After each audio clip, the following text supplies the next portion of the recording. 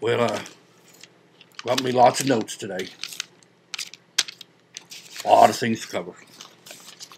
And the first one, my wife said I should articulate. She says I'm mumbling like I got marbles in my mouth. So we're going to articulate and enunciate and pronunciate today. And then my brother, that's a note right there, says I should share words of wisdom. I suppose because I'm such a wise guy, he suggested that. That's my brother Mark up there in the state of Virginia.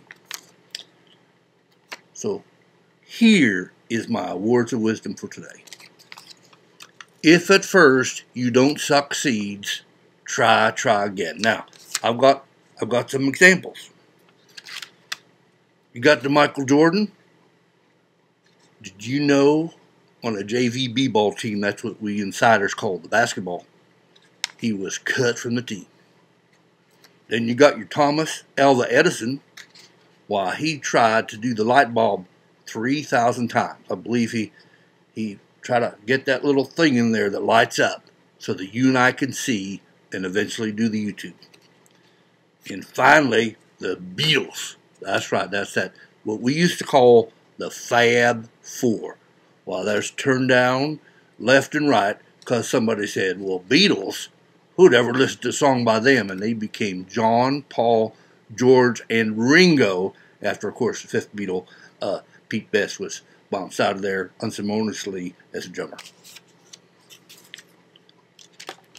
And now on to the real story. And I tried to hint at that when I showed you my notes, because today is about the Post-its. And these ain't the fake Post-its. These are the real Post-its, the real thing. 3M Post-its. Now it turns out, and I'm following my notes here, it was originally a flop. See, it says there, a flop.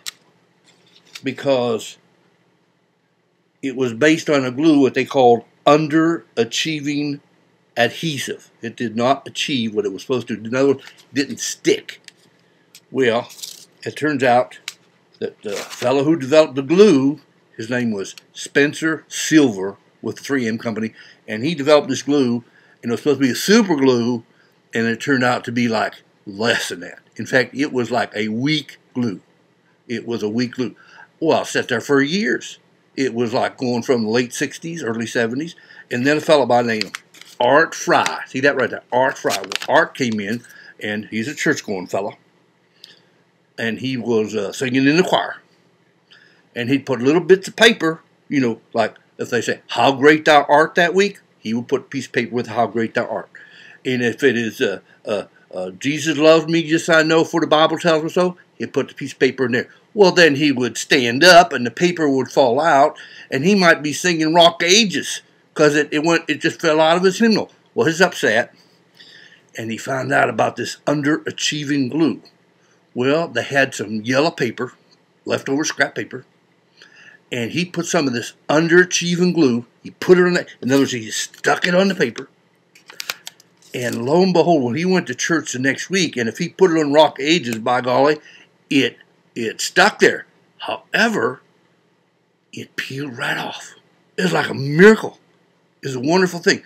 Well, now he tries to sell, look at this, he tries to sell his company on that, 3M, and they said, well, that seems silly. You got a glue that don't stick with a piece of paper, too small to do anything. But he convinced them to try, and let me tell you, they experimented. It became a success. Now, initially, they had trouble with the name, and I got the notes here.